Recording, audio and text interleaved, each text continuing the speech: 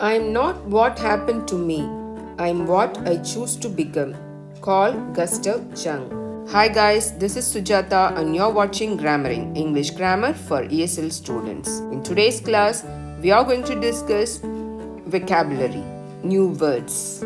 We are going to discuss two new words. One, sympathy and empathy. These two words are often misused by us. Today, we are going to discuss the detailed meaning of sympathy and empathy. Sympathy. Sympathy means understanding others' pain. Understanding from the listener's perspective. It means understanding the pain from the listener's perspective is called sympathy. Another word is empathy. Empathy means feeling others' pain as one's own. Means discovering and understanding from the sufferer's perspective is called empathy.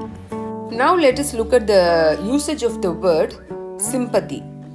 John had sympathy for Ravi, who lost his father in a fire accident.